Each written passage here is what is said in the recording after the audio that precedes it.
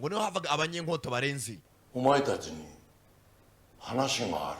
uyu munsi hari ikintu ushaka kubabwira mwabana mwe munyumve neza お前たちは imyaka 10 ishize 近く共に厳しい修行に耐えてきた。 ati mwaciye mu myitozo ikomeye mibi cyane ariko yatumye imyitozo muba umuntu umwe yatumye imyitozo yatumye mwunga ubumwe だが uyu munsi rero それも今日で終わりだ。 chapitre y'imyitozo yanyu nsanga yageze ku iherezo yarangiye ha bishimamo 今日八流は ishuri rya Hachiryu 一子相伝。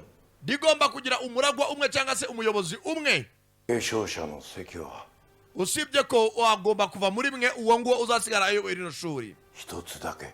kugira ngo atoranywe mugomba guhangana hagati yanyu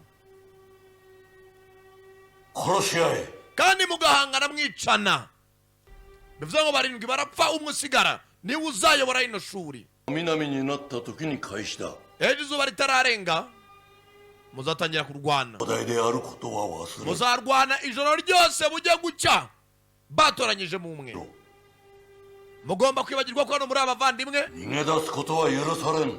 nta muntu wemerewe gucika no one is allowed to run muze yababwire bikenewe bakuze ari imfubyi ariko ngo imyaka 10 bamaranye hano n'imyitozo baciyemo bagiye bacamo ikomeye yabagize umuntu umwe atumye bunga umwe bumvaga ari abavandimwe ariko ngo iri shuri rigomba guhitamo umuyobozi umwe ugomba kuragwa ubuyobozi ati iri niryo geno ryacu, this is our fate. 分かっていたことだ。 nari mbizi ko uyu munsi uzagera. Sansuke niwe uvuga.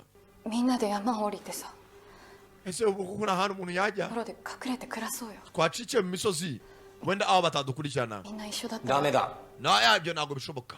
ari uwavuze 幻冬祭が追ってくる。 Gentosai azaduhiga aho twajya hose. そんなのお師匠様の脅しだって。 Gentosai wasanga atanabaho hari ibintu badukangishaga tukiri abana ngo hari umuntu uzatwica ntiducika hano. いや、いる。 Gentosai ni uwanyawe abaho.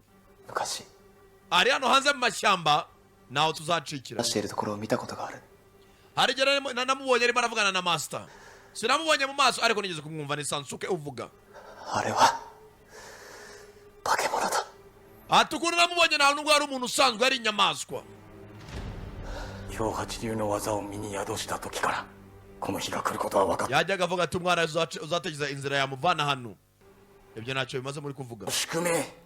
ibyo muri kuvuga bisanga bitwongera umutwaro twikoreye hejuru yacu. あ ibyo uvuga nata nibyo.